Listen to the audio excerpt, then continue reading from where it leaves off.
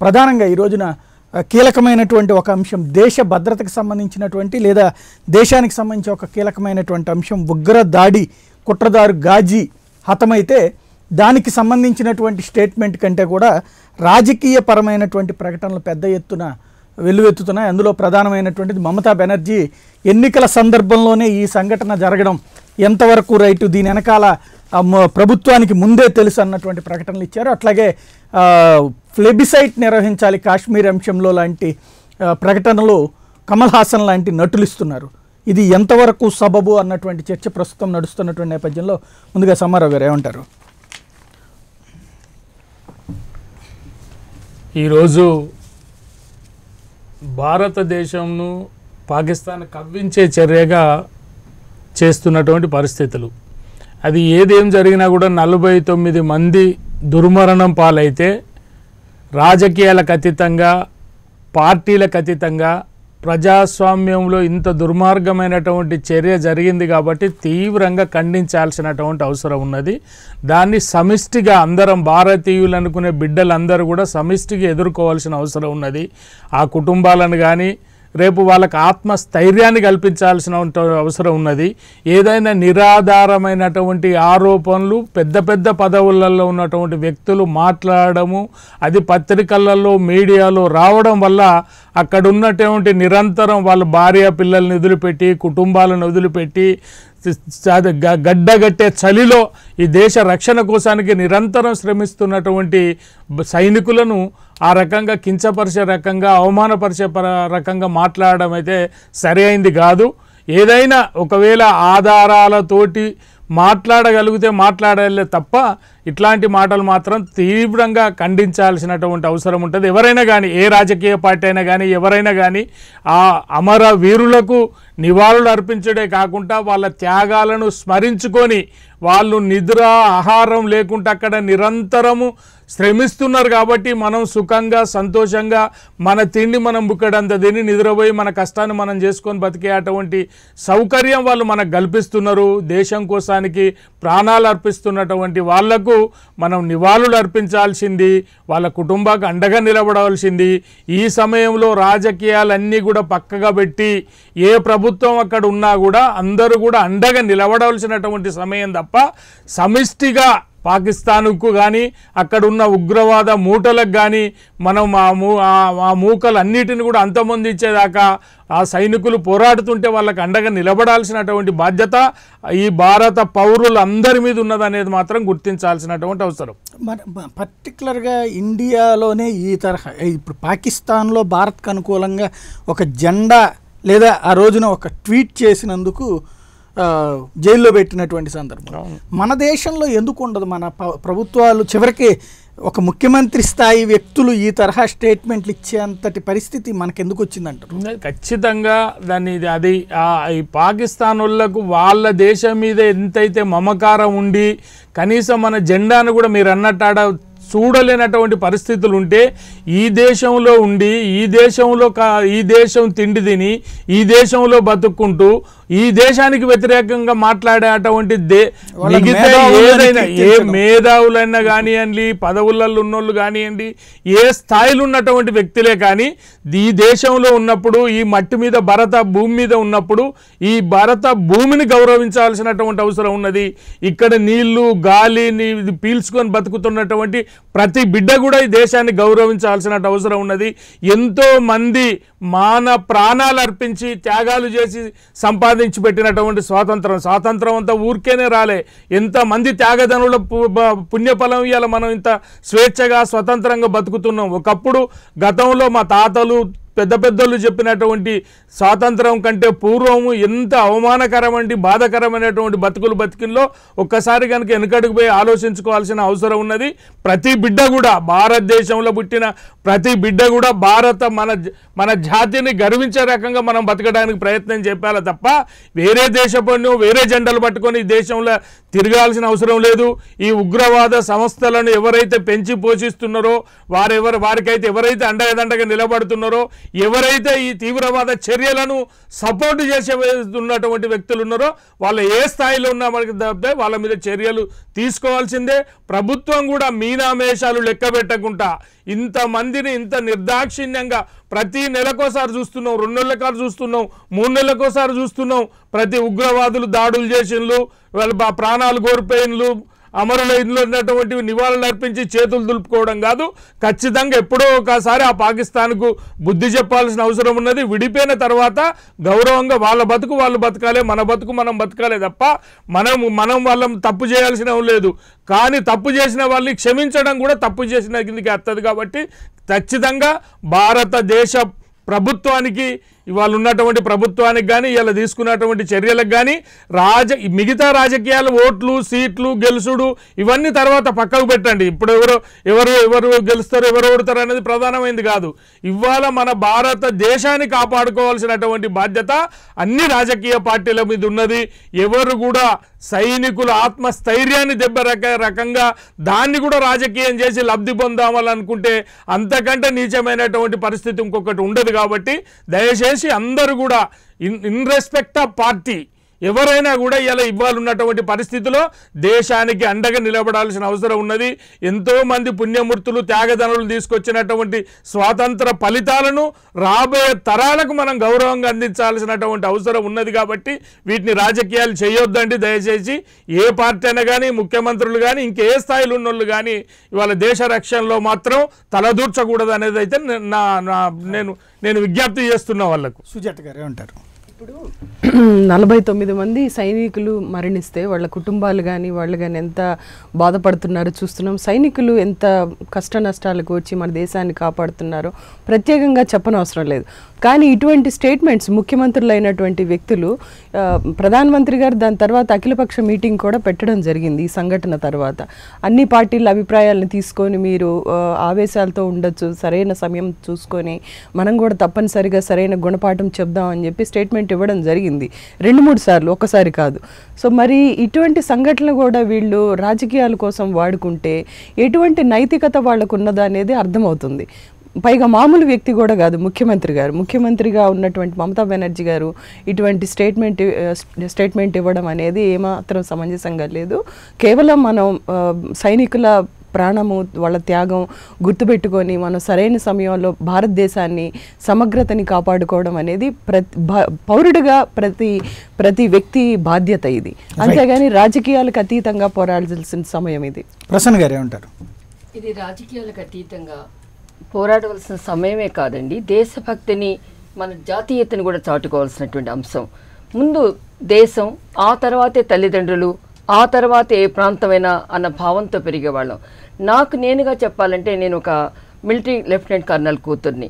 దేశం అంటే సైనికాధికారులు సమస్యలు ఎలా ఉంటాయి, దేశంలో సైన్యం ఎలాంటి పరిస్థితులు ఎదుర్కొంటుంది, ఇంటి నుంచి బయటికి వెళ్ళిన వాళ్ళు తిరిగి వస్తారా రారని, దేశ ఒక స్వాతంత్రతని కాపాడటమే సైనికుల బాధ్యతగా పనిచేస్తున్న తరుణంలో మనం ఇక్కడ మోడీ గారిని కాదండి, లేకపోతే ఇంకొకరని కాదు ప్రధానమంత్రి ఎవరన్నది మాత్రమే చూడటం జరగాలి. ప్రధానమంత్రి గారు తీసుకున్న నిర్ణయాలని సమర్థించడం కూడా జరగాలి. అవి సమర్థించడం జరగకపోతే అఖిలపక్ష సమావేశంలో with in the 4 walls we have to discuss those things. కానీ బయటకు వచ్చేటప్పుడు మాత్రం మనం అంతా కూడా భారత జాతి మనది, భారత జాతీయత మనది, ఈ దేశ స్వాతంత్రానికి భంగం కలిగించడం ఎవరైనా జరిగితే, ఈ దేశం యొక్క రక్షణ విషయంలో ఎవరైనా జోక్యం చేసుకోవడం కనుక జరిగితే వారికి తగిన గుణపాఠం చెప్పడంలో అవసరమైతే మా ప్రాణాలైనా త్యాగం చేస్తామని పౌరులందరూ ముందుకు వస్తున్నారు. ఆ ముందుకు వచ్చే సమయాల్లో రాజకీయాల అతీతంగా మనం అంతా కూడా ముందుకు వచ్చి ఈ దేశాన్ని రక్షించుకుందాం, జాతీయతని కాపాడుకుందాం, దేశ భద్రతని ముందుకు తీసుకువెళ్దాం. అవసరమైతే మోడీ గారి యొక్క మేము పూర్తి వ్యతిరేకం భారతీయ జనతా పార్టీకి, కానీ ఇక్కడికి వచ్చేటప్పటికి మాత్రం దేశ స్వాతంత్రంలో పార్టీలకు అతీతంగా ఉండాలన్నది మా ముఖ్య ఉద్దేశం. దేశంలో ఏ ప్రాంతంలోనైనా ఏ పార్టీ అయినా భాషతో కానీ, మతంతో కానీ, సంస్కృతితో కానీ సంబంధం లేకుండా భారతీయులమంతా కూడా ఒక్క తాటి మీద ముందుకు వెళ్ళి జాతీయతని సాధించుకుంటూ దేశ భద్రతను ముందుకు తీసుకెళ్తూ పాకిస్తాన్, చైనాల యొక్క దురంతాలని ఎండగట్టడంలో అవసరమైతే ఎటువంటి చర్యకైనా దీనిలో షహబాజ్ మోడీ అని ఒక మాట అనగలుగుతాం. నిన్న ఏ ఉగ్రవాదులైతే మన 49 మంది సైనికులు పట్టును పెట్టుకున్నారో, మన దేశ సమగ్రతకు భంగం కలిగించారో, దేశంలో అరాచకత్వాన్ని తీసుకొస్తున్నారు, వాళ్ళని తుదిముట్టించడంలో శభాష్ మోడీ, శభాష్ రాజ్నాథ్ సింగ్, అంతేకాకుండా నిన్న ఏ బ్రిగేడర్ అయితే, ఏ లెఫ్టినెంట్ కర్నల్ అయితే తమ ప్రాణాలను పోగొట్టుకున్నారో వాళ్ళకు ముందు జోహార్లను మనం అర్పించుకుంటూ భారతదేశం కోసం అవసరమైతే ప్రతి పౌరుడు ముందుకు వస్తాం, జాతీయతను కాపాడుకుందాం, సమగ్రతను కాపాడుకుందాం, దేశాన్ని దుర్భేద్యమైనటువంటి కోటగా మలుచుకుందాం, భారత శక్తి ఏంటో ప్రపంచానికి చూపెట్టుకోవడంలో we have to strengthen all the parties, we have to strengthen the Modi, we have to strengthen the country also. ఒక్క మాట అండి సాయి గారు, దేశంలో ముఖ్యంగా ముందు రాయపురుల దగ్గర నుంచి మనం తెలుగు సంస్కృతిలో ఎలాంటి వారసత్వంలో వచ్చామంటే దేశమును ప్రేమించమన్నా అన్న మాటని మనం వినగలిగాం. ఎప్పుడు కూడా మన ప్రాంతాన్ని ప్రేమించుకోమలేదు, మన మనుషులను ప్రేమించుకోమలేదు. దేశమును ప్రేమించిన తర్వాత తల్లిదండ్రుల్ని, గురువుల్ని ప్రేమించమన్న సంస్కృతిలో వచ్చిన తెలుగు వారం ఆదర్శంగా దీనికి నిలబడాలి. Good, thank you. కిరణ్ గారు ఏమంటారు? ముందుగా నమస్కారం అండి అందరికీ, స్టూడియోలో పెద్దలందరికీ. సాయి గారు, ప్రత్యేకించి మీకు ఇవాళ చాలా ఆనందంగా ఉంది. మీలాంటి సిన్సియర్ జర్నలిస్ట్ తో పాటు ఇలాగ డిబేట్ లో కూర్చోవడం నిజంగా ఆనందదాయకంగా ఉంది మాకు. Thank you. ఇవాళ టాపిక్ నిజంగా చాలా ఇంపార్టెంట్ సాయి గారు. ఎందుకంటే మన దేశంలో ప్రత్యేకించి చూసినట్టయితే కొద్ది బాధ అనిపిస్తుంది. ఎందుకంటే దేశ సరిహద్దుల్లో కొద్దిగా ఇబ్బందికరమైన వాతావరణం ఉంది. టెర్రరిస్ట్ యొక్క ఇబ్బందులు మనల్ని ఇబ్బంది పెడుతున్న తరుణంలో ఇలాంటి మమతా బెనర్జీ గారు లాంటి వాళ్ళు ఏదో నోటికి వచ్చినట్టు మాట్లాడదు, ప్రతి ఒక్కటి రాజకీయం చేయటం అనేది నిజంగా చాలా బాధ అనిపిస్తుంది ఈ విషయంలో.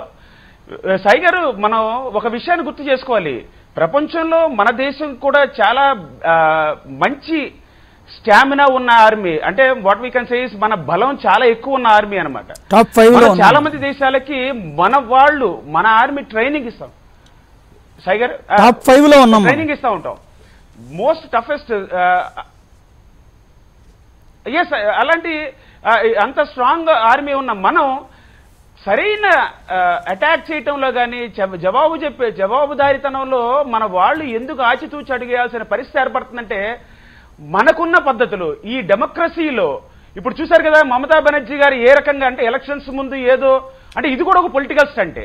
అక్కడ 44 మంది జవాన్లు చనిపోయి, 3 ఆర్మీ పర్సన్స్, సిఆర్పిఎఫ్ జవాన్లు చనిపోయి, 3 ఒక ఆర్మీ మేజర్, సిపాయిలు, సగటు అక్కడ ఉన్న స్థానికుడు ఒక అతను చనిపోతే దాన్ని ఎంత సీరియస్ గా తీసుకోవాలి దేశవ్యాప్తంగా. సాయి గారు, ఇక్కడ ఒక విషయాన్ని పర్టికులర్ మనం గమనించాల్సింది ఏంటంటే దేశవ్యాప్తంగా మేము మన యొక్క ప్రభుత్వంతో నిలబడుతున్నాము. ప్రభుత్వం ఇన్ సెన్స్ అంటే బీజేపీతో కాదండి, మళ్ళీ దానికి కూడా మళ్ళీ రాజకీయ పులుపులు వేస్తారు. ఇప్పుడున్న ప్రభుత్వం ఏదైతే కేంద్ర ప్రభుత్వం ఏదన్నా తీవ్రమైన ప్రతిచర్య ఉండాలనేసి మనం చాలా దారుణంగా తీసుకోమని చెప్పి ప్రతి ఒక్క భారత పౌరుడు దాని మీద స్టాండ్ బై నిలబడి ఉన్నాం. ఇలాంటి సందర్భంలో ప్రజలందరూ కూడా మేము మీకు అండగా ఉన్నాము, మీరు ఏ చర్య తీసుకొని మేము రెడీగా ఉన్నాం అన్న సమయంలో ఈవిడ ప్రత్యేకించి దీనికి రాజకీయ పొలవడం అనేది చాలా బాధ అనిపిస్తుందండి. ఈ రోజున అసలు వాస్తవానికి వాళ్ళు చేసిన ఆఫ్టర్ ఆల్ ఉగ్రవాదులు ఇండియన్ ఆర్మీ ఏమన్నా డెసిషన్ తీసుకుంటే మనకు నానుడుంది, మన భారతదేశంలో మనం ఏమన్నా సరే చిన్న చర్య తీసుకుంటే పాకిస్తాన్ ఊడ్చిపెట్టుకుపోద్దని. అలాంటిది మన ఇండియన్ ఆర్మీ కన్నెర్ర చేస్తే అసలు ఇలాంటి టెర్రరిస్టులు కానివ్వండి, లేకపోతే పాక్ ఆర్మీ కానివ్వండి, అసలు మన ఛాయల్లో కూడా ఉండలేరు. ఇంత మంచి బలిష్టమైన ఆర్మీ పెట్టుకుని మన త్రివిధ దళాలు ఇంత స్ట్రెంగ్త్ దళాలని పెట్టుకుని కేవలం చేత కాని వాళ్ళ కూర్చోడానికి కారణం కేవలం మన యొక్క డెమోక్రసీలో ఉన్న లొసుగులు మాత్రమే. ఒక రాజ్యాంగం ఎవరైతే ప్రైమ్ మినిస్టర్ హోదాలో లేదా కేంద్ర ప్రభుత్వం హోదాలో కూర్చున్నారో వాళ్ళకి ఫ్రీ హ్యాండ్స్ ఉండాలండి. అలాగే ఈ రోజున ప్రధాని నరేంద్ర మోడీ గారిని నేను నిజంగా అభినందిస్తున్నా. కారణం ఏంటంటే ఎప్పుడైతే వీళ్ళు టెర్రరిస్ట్ అటాక్ చేశారో ద వెరీ మూమెంట్ డిఫెన్స్ ఆర్మీకి, త్రివిధ దళాలకు కానివ్వండి, సిఆర్పిఎఫ్ కానివ్వండి, ఎవరైనా సరే మన ప్రొటెక్షన్ ఫోర్సెస్ కి ఫ్రీ హ్యాండ్స్ ఇస్తానని చెప్పి నేను నిజంగా చాలా షాక్ అయ్యా.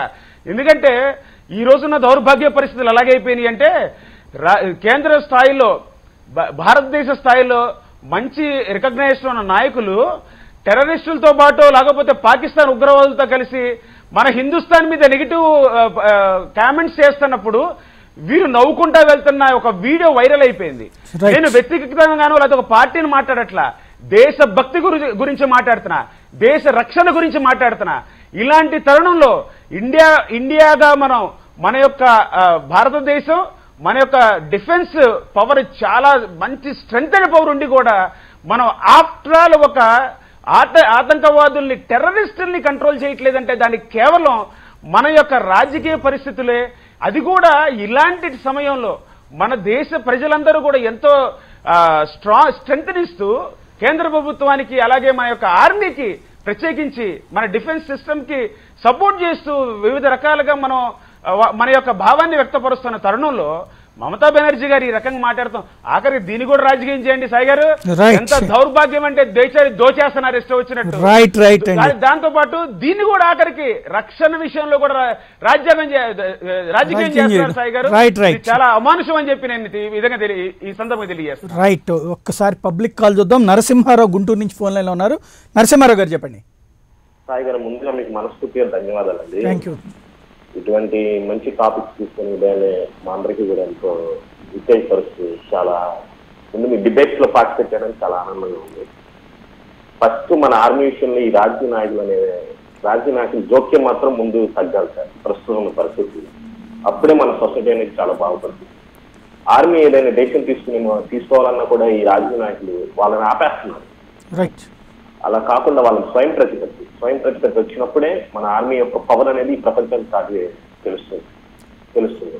రైట్, థ్యాంక్ యూ అండి నరసింహారావు గారు. ఒక ప్రధానమైనటువంటి అంశం వల్ల ఈ దేశంలో కీలకమైనటువంటి నిర్ణయాలు తీసుకునేటువంటి సందర్భంలో రాజకీయ జోక్యం, అది కూడా దేశ భద్రతకు సంబంధించినటువంటి అత్యంత ముఖ్యమైనటువంటి అంశం. కాశ్మీర్లో ఉగ్రవాదులకి అనుకూలంగా ఉండేటువంటి వేర్పాటువాదులు ఏనాటి నుండినో భారతీయుల్ని తరిమి కొట్టినటువంటి సందర్భంలో అక్కడ ఉన్నటువంటి డోగ్లాకి సంబంధించినటువంటి వర్గాల కింద ఉన్నటువంటి బౌద్ధులు కావచ్చు, ఇతరత్ర మత వర్గాలకు సంబంధించినటువంటి వాళ్ళని తరిమి కొడుతున్నటువంటి సందర్భంలో ప్రభుత్వాలు మైనారిటీల బొజ్జగింపు ధోరణితో వదిలివేయడం వల్ల ఈ రోజున పాక్ని అంగీకరించేటువంటి సెక్షన్స్ ప్రత్యేకించి 6 జిల్లాల్లో కాశ్మీర్లో వేళ్ళూనుకుపోయారు. వాళ్ళదే ఆ ప్రాంతంలోనే పుల్వామా ప్రత్యేకించి ఇన్సిడెంట్ జరిగేది. రాళ్లు విసరడం కానీ ఉగ్రవాదులకు అండగా సైన్యం మీద దాడులు చేసేటువంటి వర్గం అంతా కూడా కేంద్రీకృతమైనటువంటి ప్రాంతం పుల్వామా. అలాంటి ప్రదేశంలోకి భారత సైన్యం మన కోసం వెళ్తే అక్కడ ఇలాంటి దుశ్చర్యలకు పాల్పడితే దాన్ని కూడా రాజకీయం చేసేటువంటి దౌర్భాగ్యకరమైనటువంటి పరిస్థితి ప్రస్తుతం దేశంలో ఉంది. అలాంటి రాజకీయ నేతలను కూడా చీకొట్టగలిగినప్పుడు, ప్రజలు తిరస్కరించినప్పుడు మాత్రమే భవిష్యత్తులో ధైర్యంగా సైన్యం మన వెనకాల తిరగడానికి వీలుంటుంది.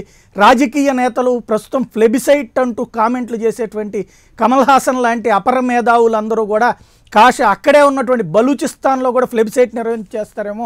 ఆ దేశం ఆనాడే భారత్లో కలుస్తామంటే జవహర్లాల్ నెహ్రూ ఆ దేశాన్ని వెళ్ళి పాకిస్తాన్తో కలవమని సలహా ఇస్తే ఇవాళకి కూడా వాళ్ళు పాక్తో ఉండలేక భారత్ ఎందుకు రానివ్వలేదు అని బాధపడుతూ భారత్కి మద్దతు ఇస్తున్నటువంటి పరిస్థితి ఉంది. అట్లాంటి దశల్లో కూడా ఆ లోపాలని సరిచేసుకోవాల్సినటువంటి సందర్భంలో కూడా వాటన్నిటి గురించి మాట్లాడకుండా భారత్ ఏదో ఆక్రమించుకునేటువంటి దేశం కింద, లేదా భారతే కావాలని దాడులు చేయించుకుంటున్నటువంటి దేశం కింద మన దేశంలో ఉన్నటువంటి నేతలు చెప్పడమే ఇక్కడ దౌర్భాగ్యం.